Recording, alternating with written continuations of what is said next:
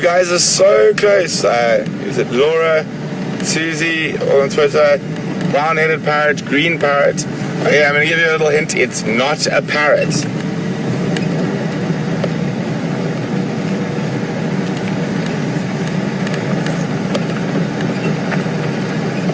Well done, Anne from Durban, South Africa. It is a green pigeon.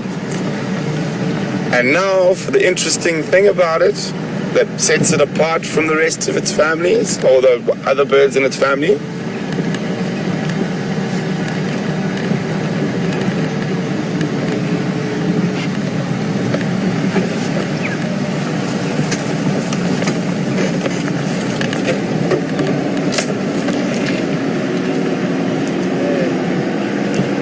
Morning. How are you involved? Good. Yeah. Maybe the same one you put out. What, Ingrid? Yeah, I'm sure. He's gone behind the dam somewhere. I'll go look a bit later.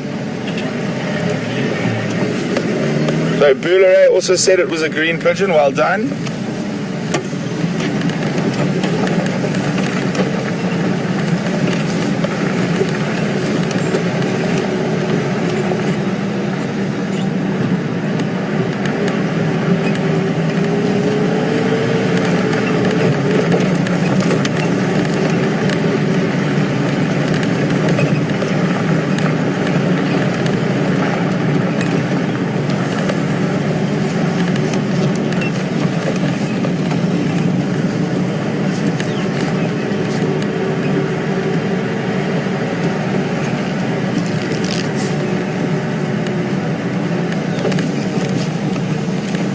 Hey guys, I'm going to give you a few more minutes to figure out what the interesting thing about a green pigeon is that sets it aside from the other members of the pigeon and dove family. Otherwise, I'm going to have to tell you. And I got some messages while I was on leave saying you guys were ready for trivia when I got back.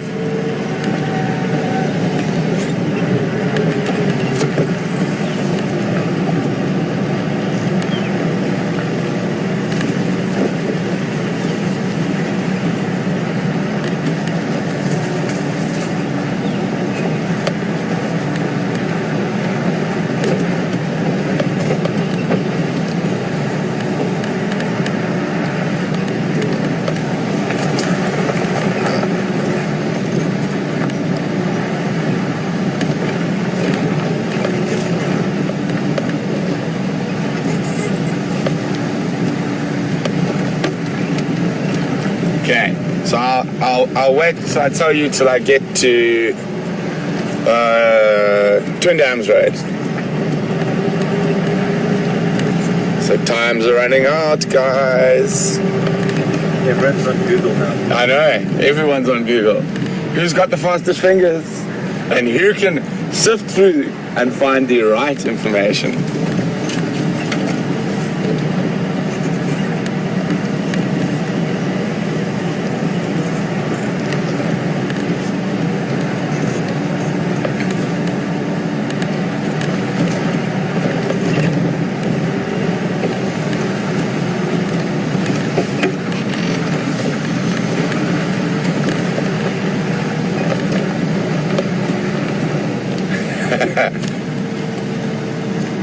Heather from Alaska, good morning and welcome on drive.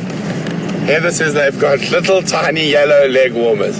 I'm afraid you're in the right area, but it's a little bit lower than the legs.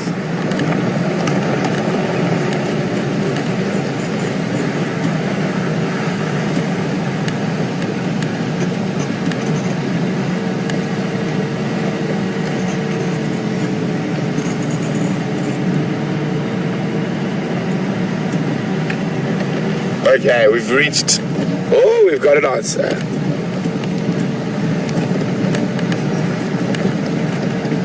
Well done, Judy. Judy says it hangs upside down, so now you guys are getting much, much warmer. But, just sorry, 1 second, guys. Standing by.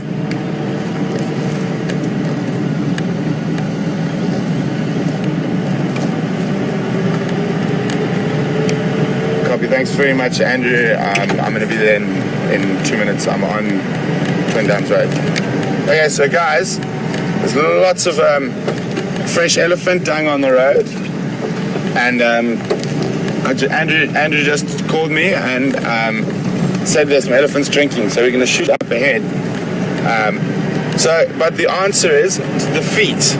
They have zygodactyl feet, which means they have two facing forward and two facing back, unlike most birds, which does enable them to hang upside down. So their feet are very similar to parrots in that sense. So a lot of you are on the right track with parrots in terms of the feet. So because they feed on a lot of fruit like figs and that, they need to be able to be more maneuverable around the branch than most birds. Oh, there we go. This is going to be... Let's go on the opposite side.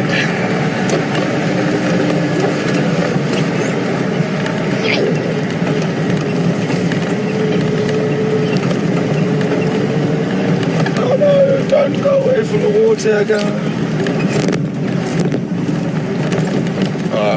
There's some more coming now, looks like. Ooh, it looks like a nice big bull at the back there.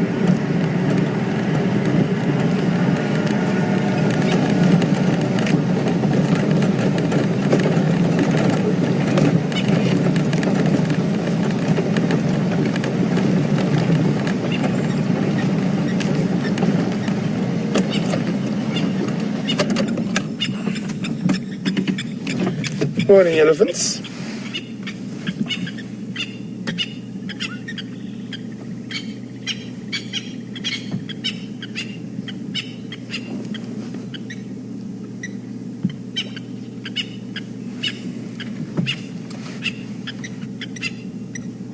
So we're just going to stand by next to the water here. There's still, looks like a few on the other side of the dam wall, including a bull.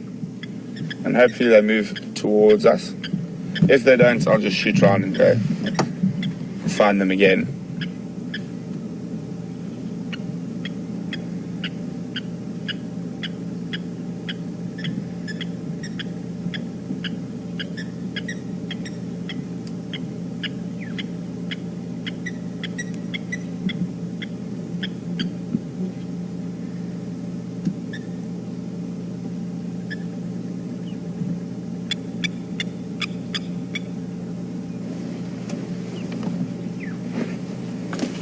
That's nice soft morning light on him.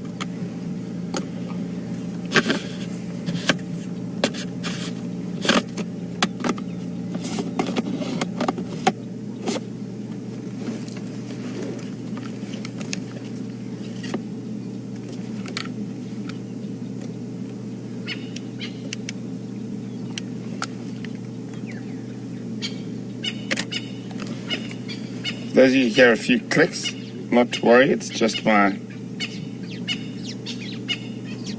camera.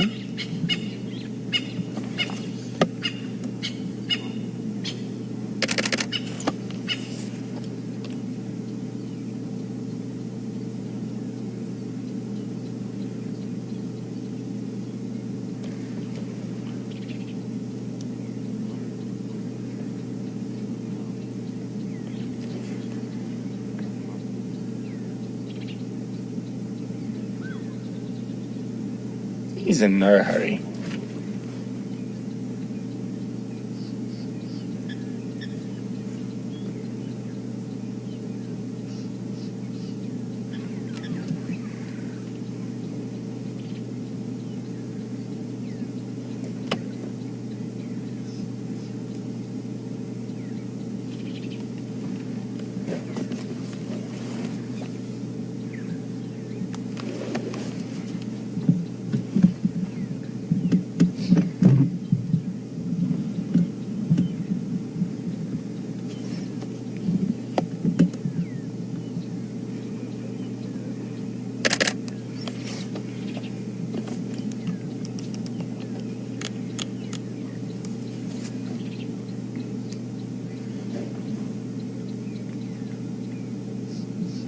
He's taking his sweet time this morning.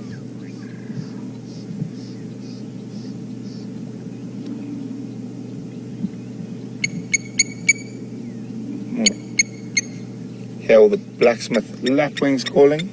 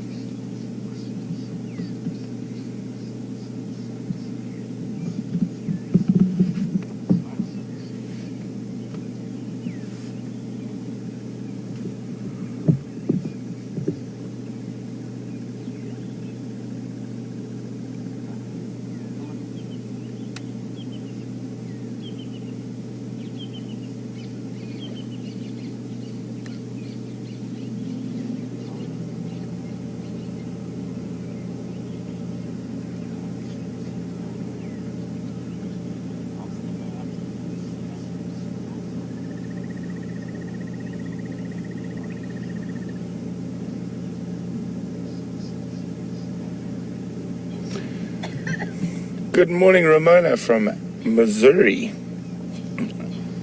Ramona would like to know if there's a special meaning when an elephant drapes his trunk over his tusk. I don't think so, Ramona. I think he's probably just resting it, or fiddling. Oh, it doesn't look like he wants to drink. Looks like he's more interested in chasing the ladies. I'm going to move around so we can get to the other side. Or maybe he'll come around. Let's just wait a couple more seconds, see if he does come around to the water or carries on after the girls.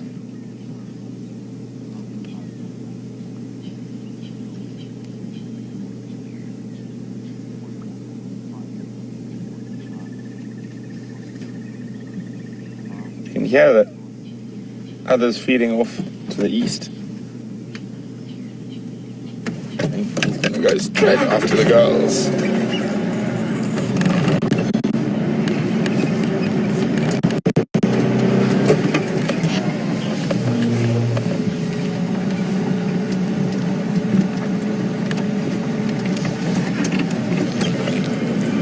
Morning, Elizabeth on Twitter. Elizabeth would like to know how old, more or less, the bull is. Well, we'll have a closer look at him now, and then I'll explain that through to you.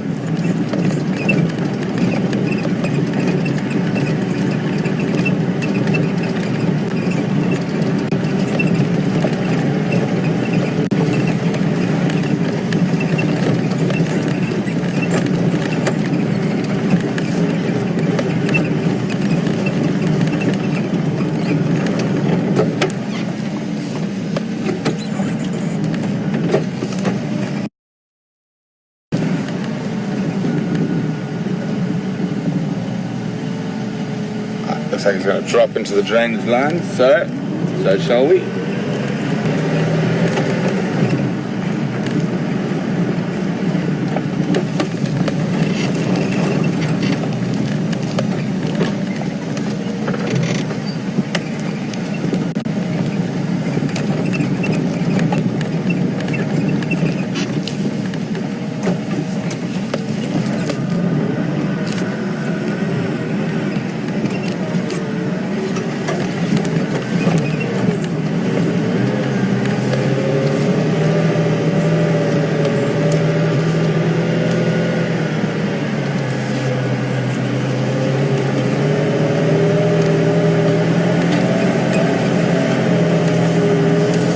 Sand's getting thicker.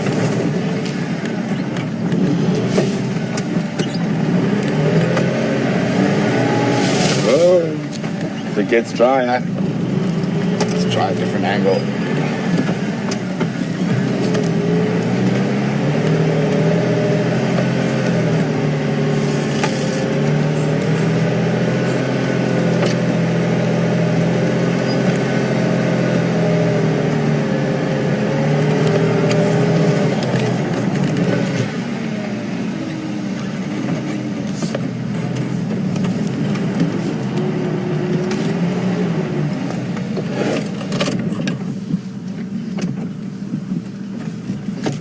Okay, so you can't see the bull he's behind, and I don't want to move too much and make too much noise trying to get up in the sand.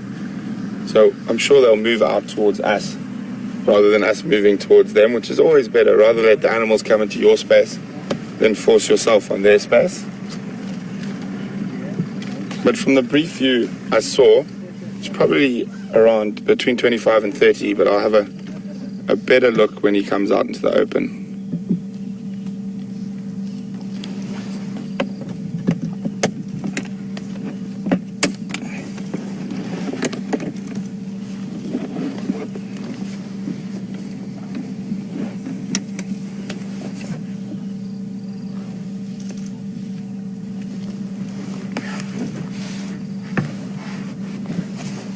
Good morning, Bob from Iowa. Welcome on WldEarth this morning. Bob would like to know whether elephant bulls have territories like male leopards or lions. No, Bob, they don't.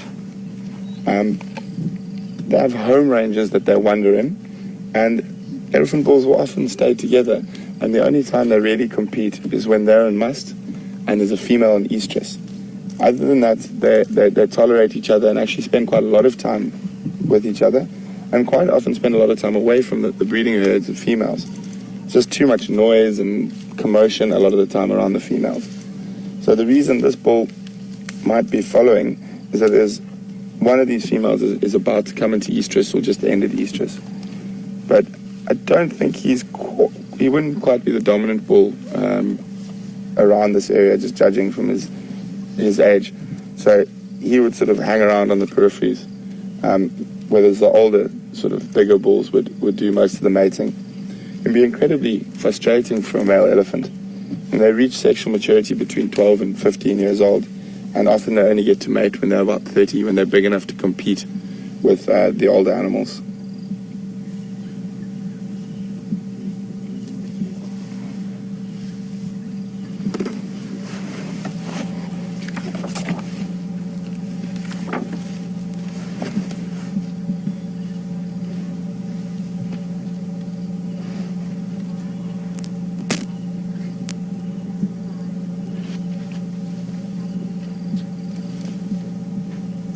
Good morning, Kathy from Memphis.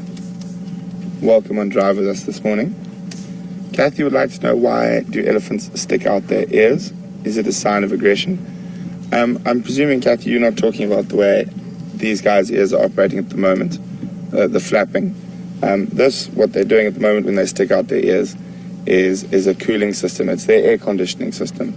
They can have up to 8 liters of blood in their ears, and because the ears are so thin and the blood is very close to the surface, when they flap, the wind cools that blood, and so it transports cool blood back into the system, and the warm blood from the body comes back out.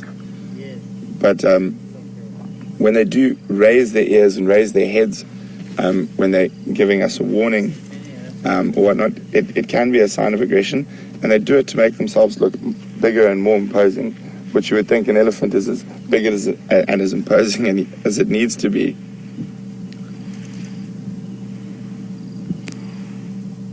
Oh, let's go off to the left here, having a scratch,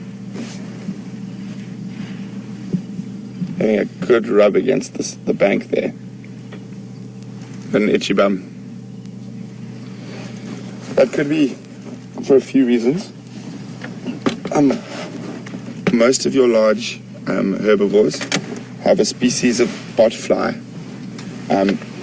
that the larval stage actually stays inside the sort of last section of the sorry, one second, just turn the radio down. The last section of the intestinal system, and very interesting little larvae. They actually got little hooks that they attach themselves onto the wall of the intestine, and as they get older and they move closer towards the anus, they can be a little bit irritating to the animals.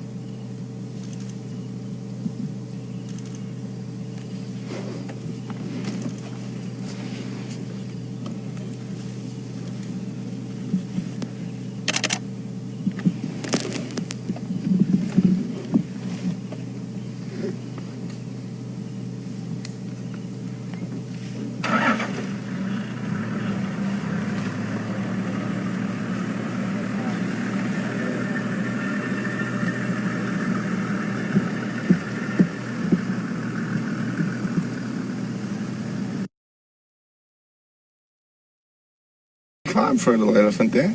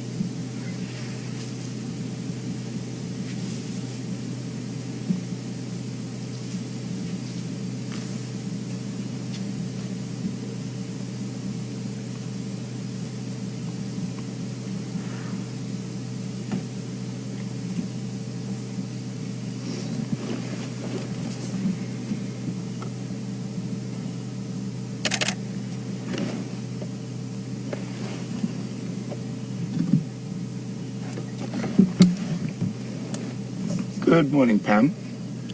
Pam would like to know, do elephants sleep standing up?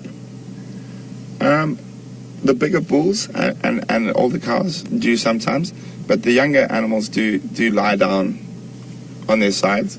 The problem is, as they get older and they get bigger and heavier, it's difficult for them to stand up. But I have seen an enormous elephant bull sleeping on his side, but he used the termite mound, so he wasn't flat on the ground, so it was easier for him to stand up. It's actually snoring. It was one of the strangest things I've ever seen in my life. We're gonna go have a look. We're gonna have a look at the bull.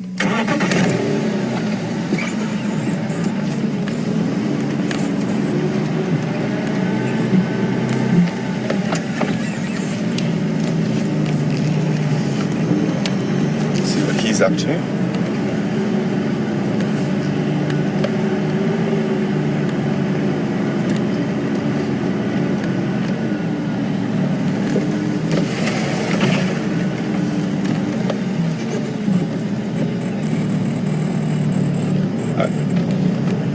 So apparently there's a bit of confusion about what I said a little bit earlier. It's called a bot fly, B-O-T, bot fly.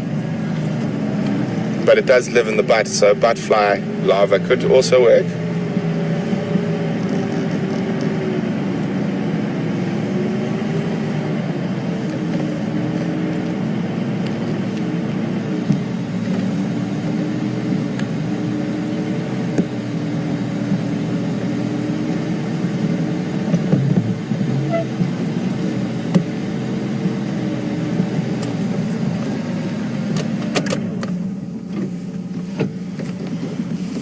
It looks like he's dug a hole in the sand rather than drinking the muddy dam water. He's come and dug a hole for fresh water here. So he didn't like the muddy water. It looks like he's just finished drinking now. Might have another drink. Throwing some sand on himself. So to answer the question about his age, let's say he's probably between 25 and 30. So he's still got a little bit of growing to do.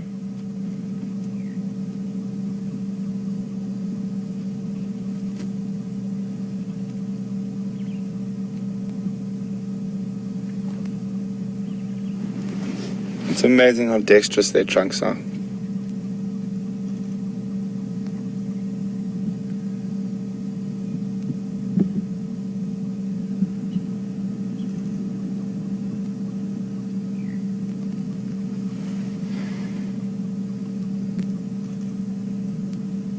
Testing the air, smelling, and giving us a little smell.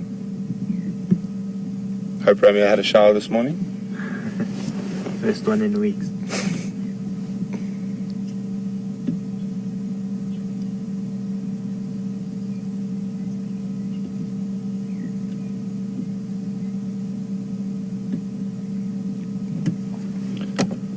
With most animals, but especially elephants, how you move around them dictates how they behave to you.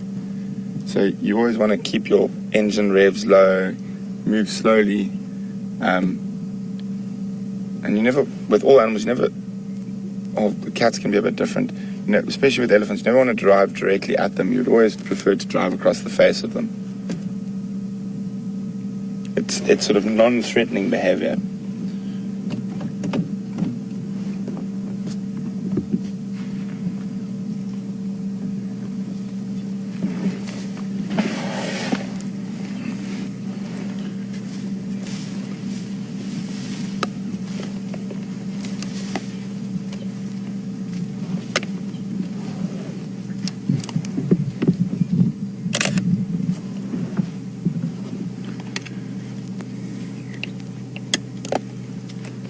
Good morning, Sarah from South Carolina. Sarah would like to know, do botflies make the animals sick? Not so much. They're sort of just intestinal parasites that feed off the fecal matter. They don't really make them too ill. And with an animal like an elephant that doesn't actually digest the majority of its food, it's not too much of a problem. Obviously, you can get them in huge numbers, and especially in domestic animals like cattle and that, then they can become a problem. But with elephant and rhino and buffalo and things like that, they're not too much of a problem.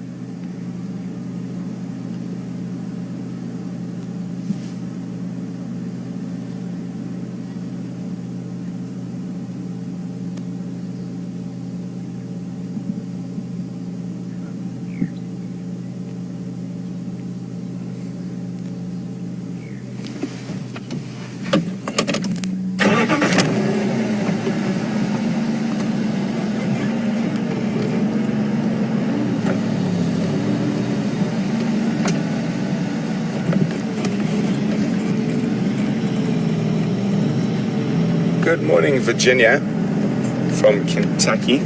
Virginia would like to know what illnesses do elephants get?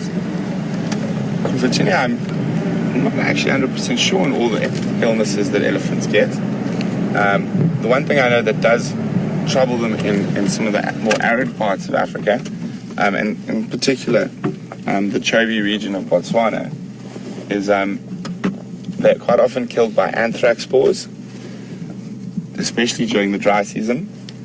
They'll manage to kick up and inhale anthrax. And in the Kruger, actually, it's quite a common killer of elephants and buffalo and things like that. Although strange enough, the lions and hyenas seem to eat off those carcasses and don't seem to have any adverse effects.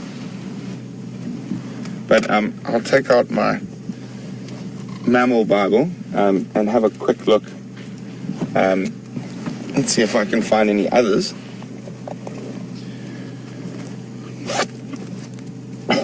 That's what you call lazy feeding. It's rest your tusks on a dead tree and then just eat. Oops, my earpiece fell out.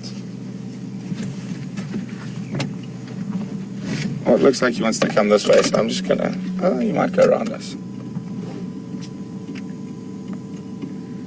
No, he's fine.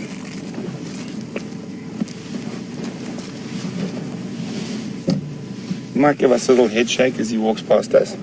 He's going to be feeling particularly big now that he's on the slightly higher ground. So he's just letting us know that he's bigger than us. And you can see he's no threat. He's looking for something to eat, like he's pulling a little rhesus creeper out of the grass there. There we go.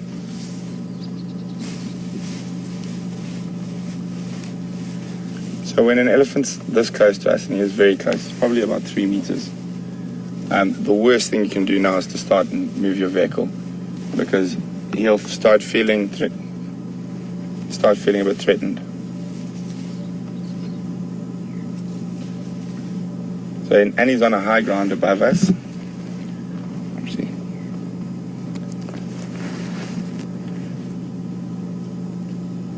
So if we moved now, we would probably upset him. So it's much better, as I said earlier, we rather let the animals come into our space, they move into our space, we don't move into their space. As you can see, no aggression, just ambled past us. Oh, let me get back to those elephant diseases.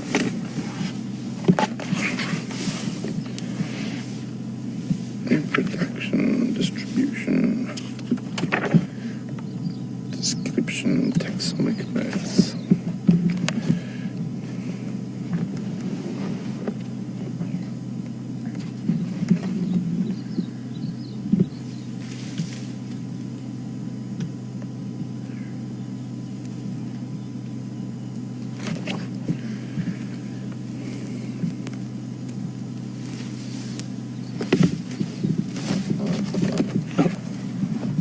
Trip down the steep hill there.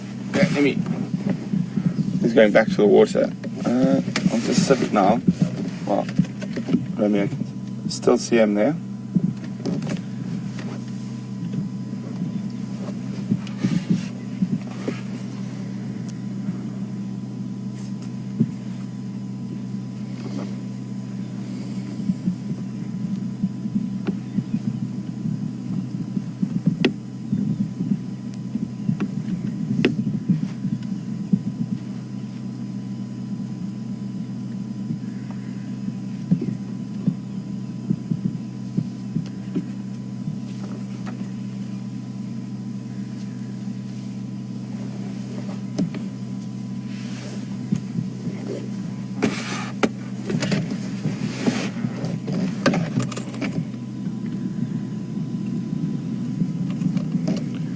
Yeah, there's a lot of questions coming through about the trunk and how they breathe when they put all that sand in their trunk.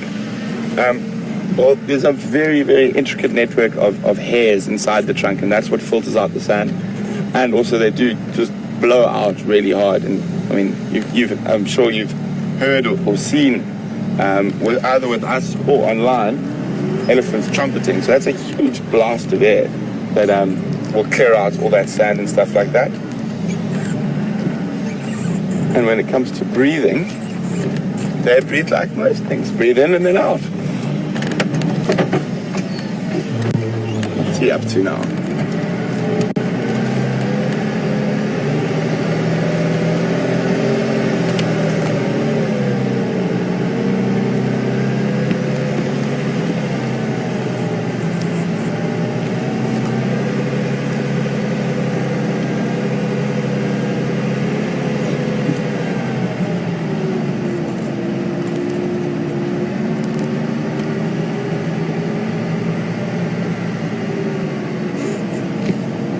Still hear the other elephants off to the east of us feeding in the thickets. Hey, let me get back. Let's try to find some. If there's anything on disease in here.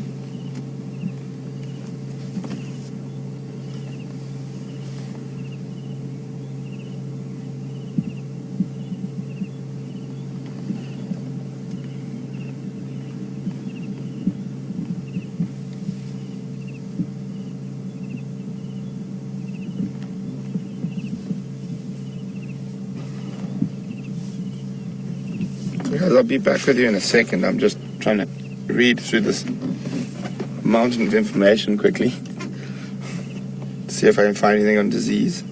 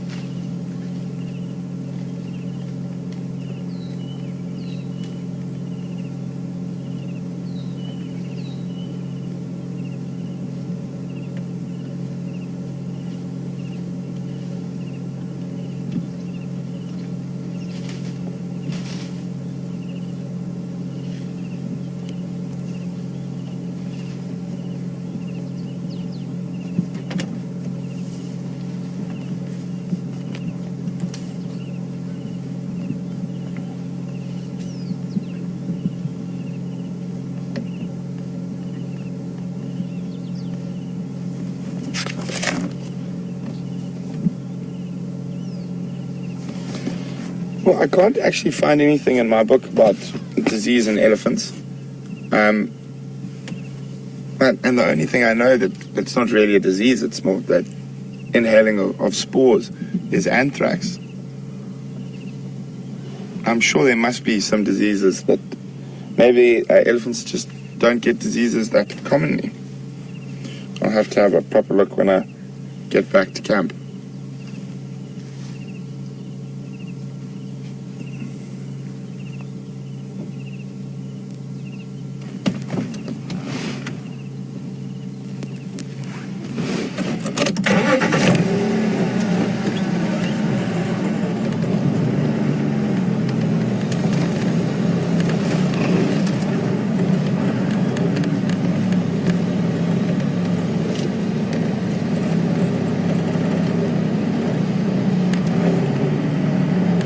Good morning, Claire from New York.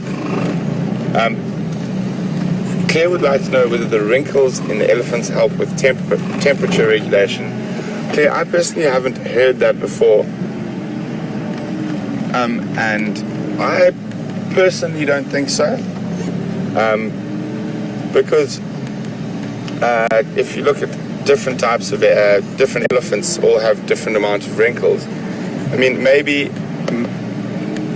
it would make a difference on a small scale, but I think on a large scale, I don't think it really makes that big a difference. And if you look at like forest elephants, don't have as many wrinkles, but they live in a much warmer climate, and it's much more hot and humid there all the time.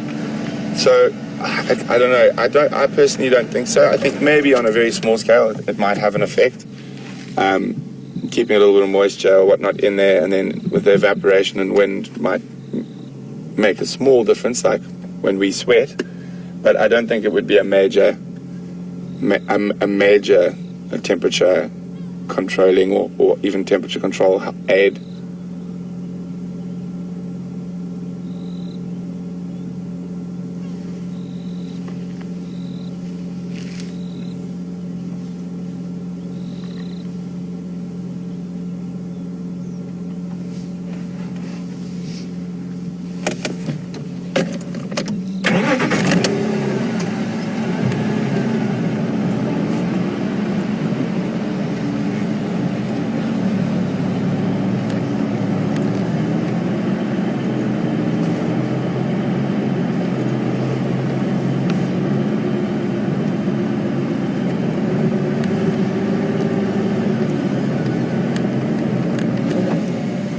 Good morning, Cindy from Tennessee. Cindy would like to know whether I think this is a right or left tusker. I actually haven't looked quite. There we go. Now he's going to show us nicely.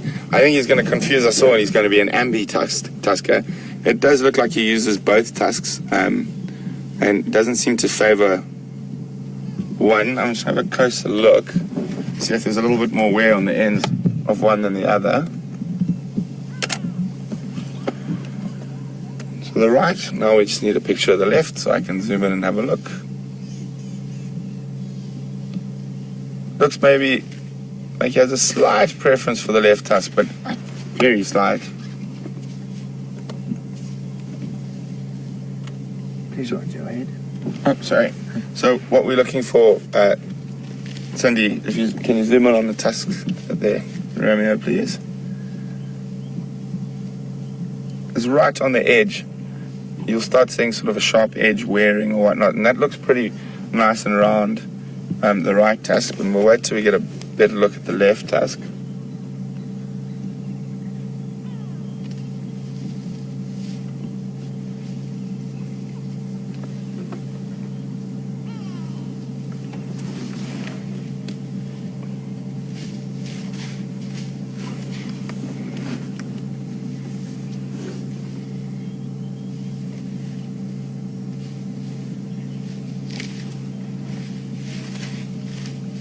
Get all that dust off there.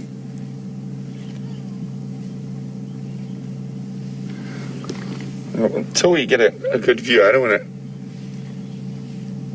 bomb around him too much. He's nice and relaxed. We don't want to unrelax him just so we can see his left tusk. There we go.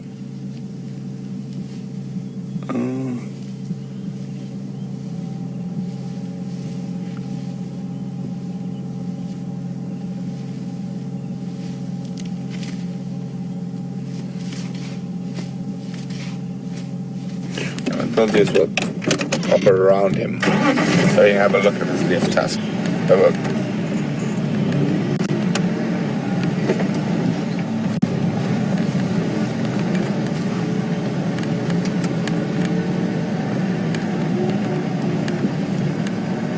you go.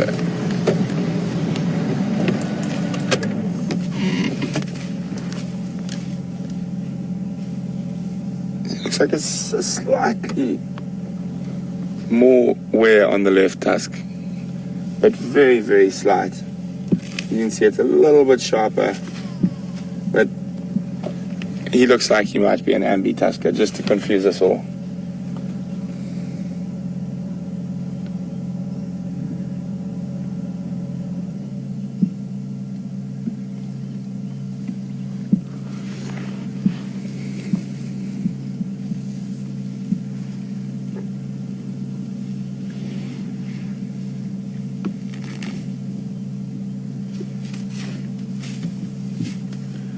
Good morning, Norman from Detroit. Norman would like to know, how is an elephant's vision? Well, Norman, historically, they thought the vision was quite poor, but it isn't. It's reasonably good.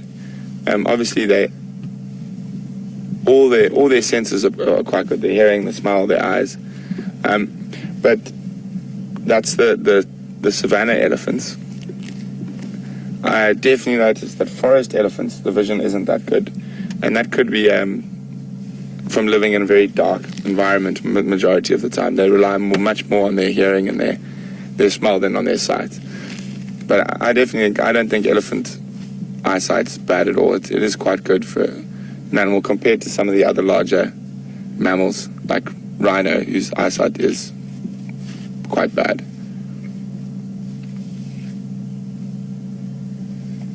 And that could be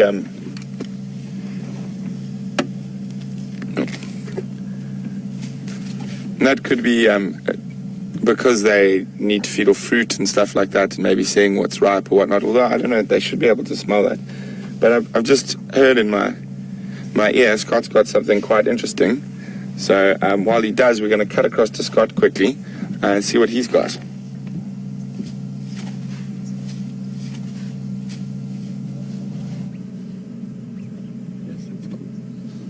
Welcome back, and we've been having a quiet morning up until now, and this is something that I've yet to see or share with any of you. It appears these brown-headed parrots have a nest in this beautiful big leadwood tree, and there were 3 floating around, so possibly a pair of adults with their youngsters. And I'm just going to open my book to look into their nesting habits because I don't know too much about them. So not too much info in my book, but they are monogamous, so in all likelihood a husband and wife essentially, and I'm guessing it could be a chick from this year's breeding season because there were 3 of them around. And as those of you will know that follow the show more closely, we don't get to see these brown-headed parrots very often. It's mainly their calls that we hear. And wonderful to know that this is their nest, and we got you just in time, because if it is indeed their nest, it appears that they like to leave at around this time in the morning. So they've maybe had a lazy start to the day and have probably been sitting on this beautiful dead tree, absorbing the rays from the sun to warm up.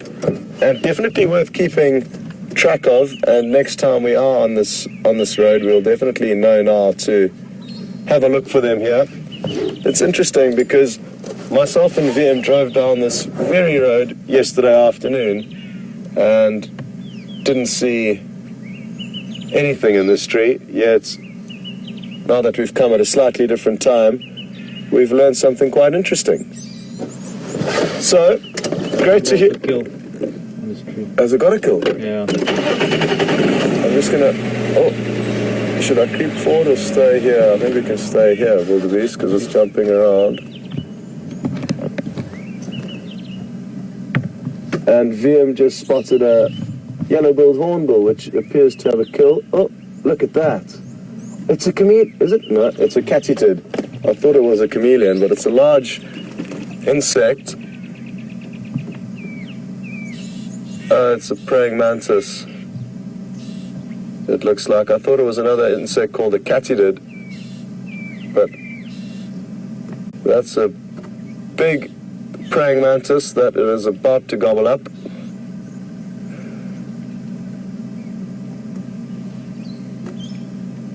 It looks like it's just making sure it's dead before it swallows it. Interesting that it's taking chances flying around with its kill, because it could be stolen from it by another bird. And it's often that you only see them flying around with kills when they're transporting them to their nest sites. Well spotted there, VM.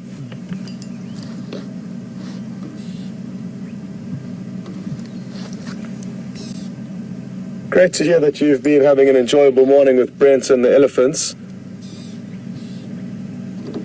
VM, there's also just a tree squirrel in this buffalo thorn at kind of 1 o'clock, eating the berries from this tree. If you just zoom in, I'll guide you to it. If you go up a bit more.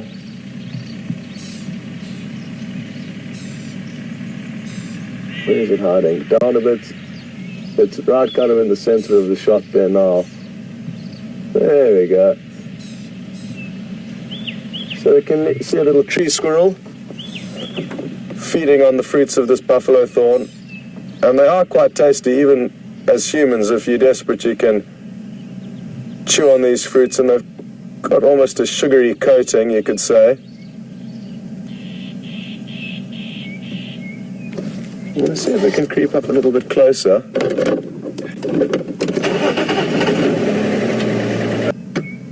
Evidently doing the same business, looking for the berries.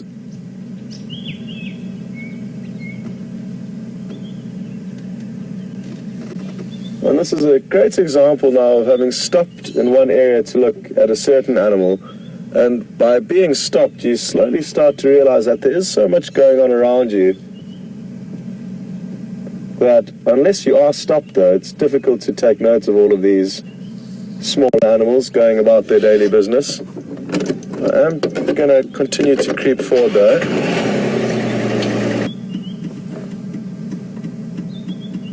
Well, spoiled for choice, there's squirrels on either side of the road.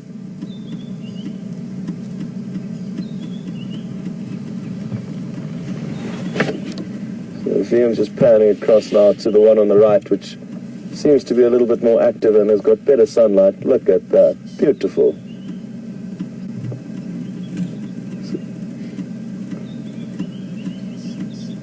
And let's see what it does with this little seed.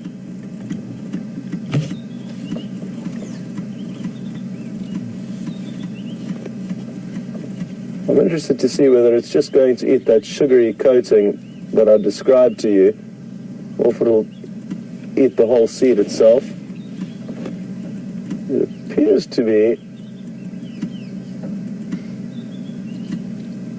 yep, it's just the sugary coating it's looking for. And it's important to understand, and as you look closely at the thorns in this tree, there's an assortment of straight thorns and hooked thorns, and incredible how this little animal manages to maneuver through the vegetation without getting snagged.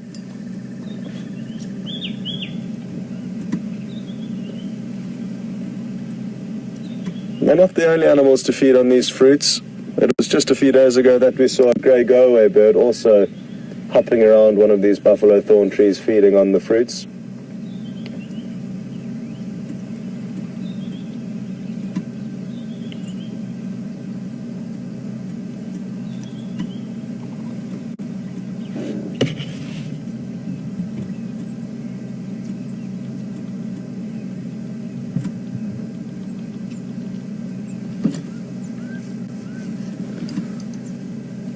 We've just got a question through from Dia in Miami. Good morning, Dia, and welcome on board.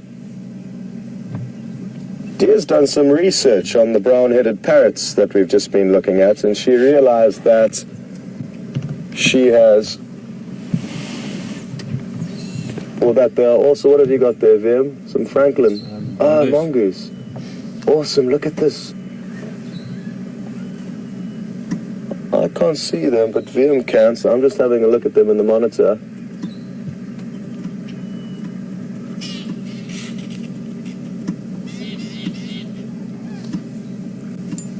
So there's a lot going on here. These look like little dwarf mongoose.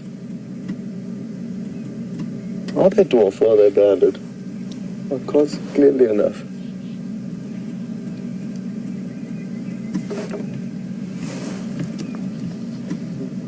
They do look like dwarf mongoose. There they go. One of the smallest little carnivores we get out here, and actually throughout Africa they're one of the smallest.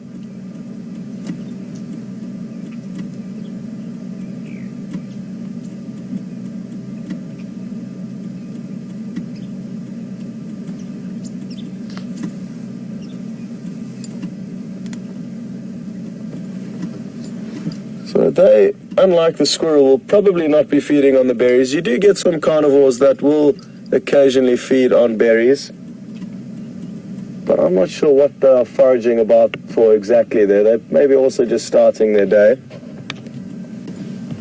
Back to Deer's question though. Deer's done some research on the parrots and has established that there's a parrot called a Senegal parrot, which is very closely related to the brown-headed parrot, and Deer was interested to know whether we get the Senegal parrot here. Sadly, we don't. It's just the brown-hooded that we see in this area of the Sabi Sands, or of the Kruger rather, predominantly. And there are a few other species that we do see, the grey-headed and the Mayer's parrot. So there's 3 in total that we can see in this general area, but let me show you in my book the other 3 that we get.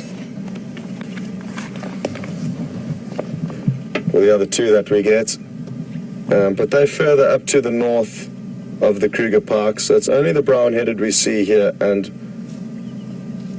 to be honest here, I didn't even know that there was a Senegal parrot, so that's my honest answer about the Senegal parrot. But very interesting that they are very closely related, even though Senegal is very far away from here, and I'm guessing they are predominantly found around Senegal.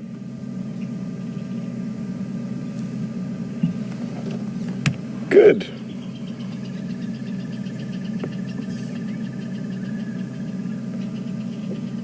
Now I can hear a tree squirrel alarm calling ahead of us. It doesn't sound extremely intent, but let's carry on and see what we can find. That will alarm call at. And I've just heard the squirrel again now, so we might even be able to see it. It could well be in this knobthorn tree up on our left here, and it is looking down into a riverbed. I wonder if it's not looking down. Oh, here it is. You got it there, Vim? Yeah. Well done. I'm fairly certain this is the one that's alarm calling, so if we just wait a second or 2, we shall be able to tell. And it is looking up. Oh no, I'm not going to be able to hang around. I'm going to need to carry on because there's other squirrels also alarm calling up here, and it's an area that leopard like to move through.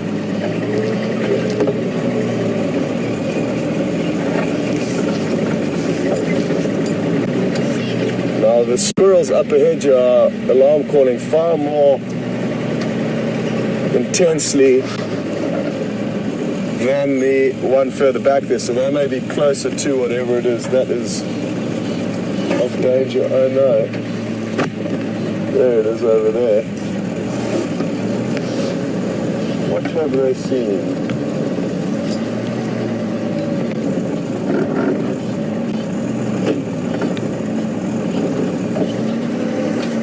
Sorry, Vim, I'm not putting in a very good spot here.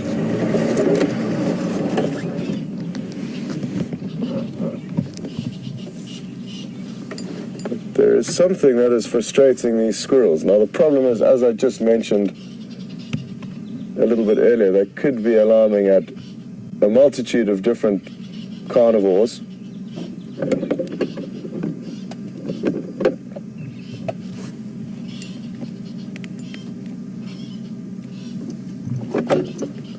Go ahead, Brent.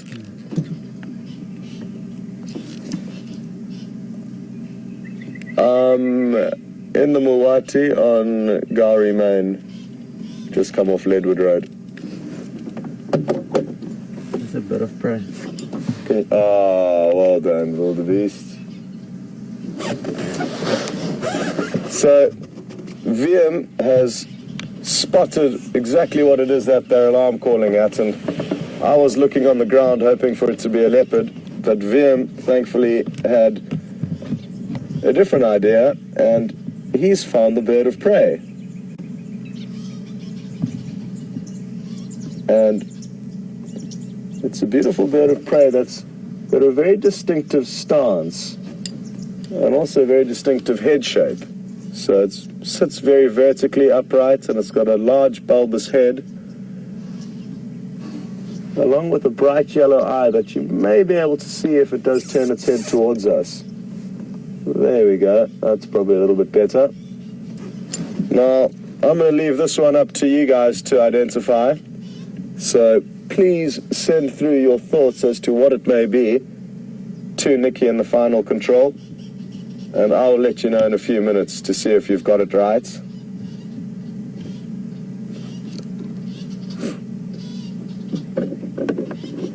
Well, it certainly has got all the tree squirrels in this area wide awake. I'm going to reposition. We're not going to leave it. We're just going to take the camera off it for a while.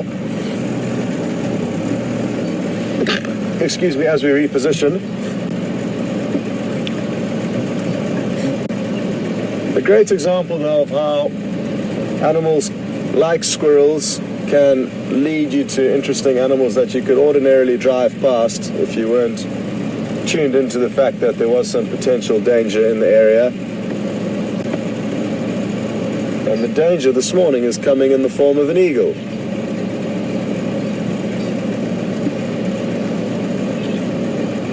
This should be a great view.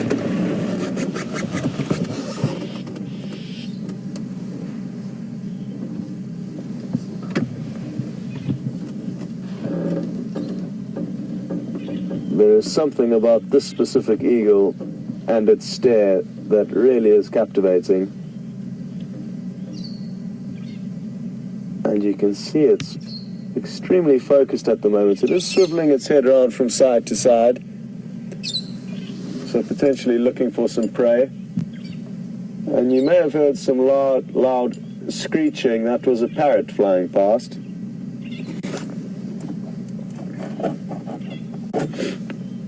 Go with the first one, please.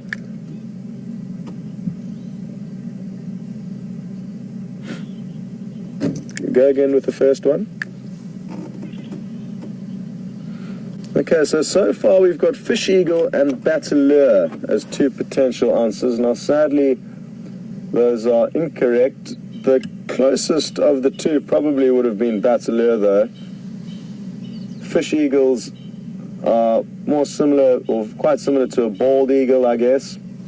They've got a white chest and brown body, and even a juvenile fish eagle would have considerable amounts of white on it.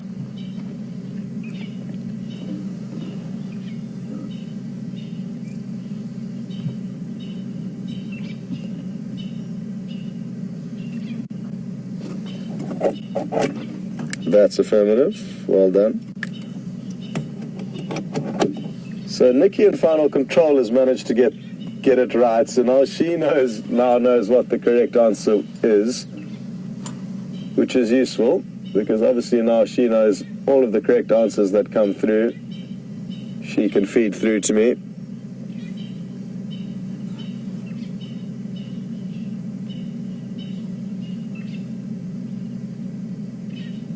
Now it's certainly worth us hanging around here, because hopefully we'll be able to see it hunting. So Judy in California and Suzanne in the Netherlands, the two of you have got it right, so well done, and I can now put everyone out of their misery. It's a brown snake eagle, and as its name suggests, it hunts predominantly snakes, but also lizards and other reptiles. But it is predominantly snakes that it feeds on, which is an incredible thought, especially considering the area that we work in here is high in venomous snake populations, so there's a lot of highly venomous snakes that this bird will prey on. Anne in Durban is another one that got it right. Well done, Anne.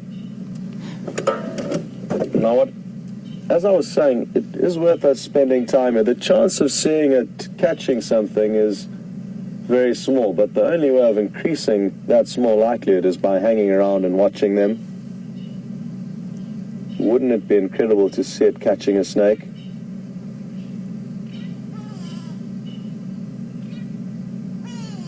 And I often think of a lot of birds of prey, a lot of different eagles, and how little is actually documented on their hunting.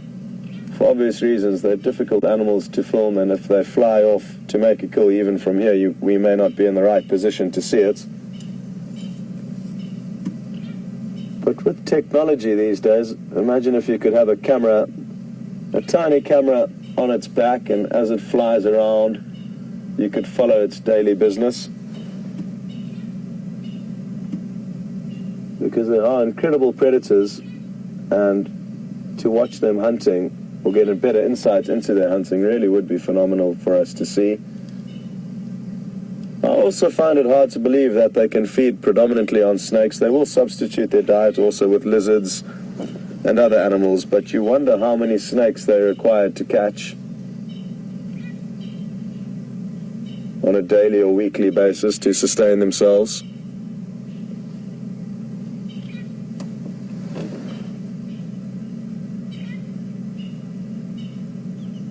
Now what I'm guessing it's going to do is it's going to sit in this tree for a while and try and scan around as much as it can. And if it appears that there's nothing for it to hunt in this immediate area, it may fly off to another tree where it will then perch itself and start scanning again. I think they do a lot of their hunting from a perch, because the prey that they're looking for is often going to be very difficult to find. So I doubt they do much surveying or hunting from the air.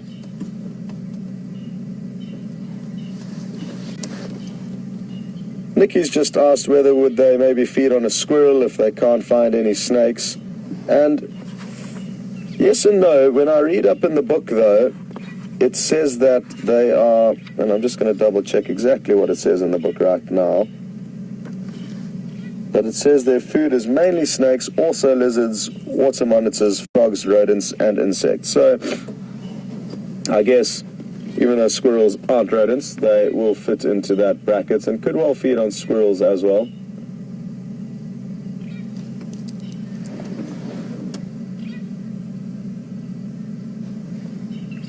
And judging by the fact that the squirrels were alarm calling so intently at it, they must feel threatened by it, and that's for obvious reasons. It's probably not the first time they've seen a bird like this, and probably on numerous accounts it's tried to catch them.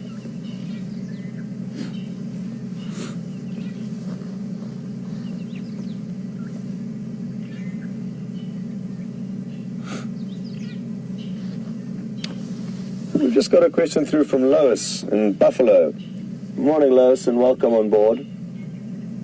Lois is interested to know that when this bird does manage to catch a snake, will it swallow the entire snake, therefore the head including the venom?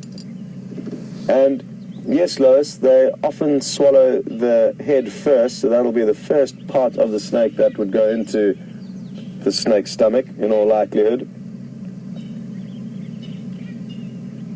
And thankfully, the venom, because it's ingested, would not cause any problems. And that brings me to a good point and topic. People may often ask if snakes are poisonous, and no, they are not. The reason being is to differentiate between venom and poison. Poison, if ingested, will cause harm to you. So it's into your digestive system, not into your bloodstream. Venom, on the other hand, needs to be injected into your bloodstream for it to have its harmful effects. if it is swallowed, providing you don't have any massive cuts in your mouth, it would not cause any harm to the bird or even us as humans. So you can drink venom essentially with no problems, and it's also just a good way to know the difference between venom and poison.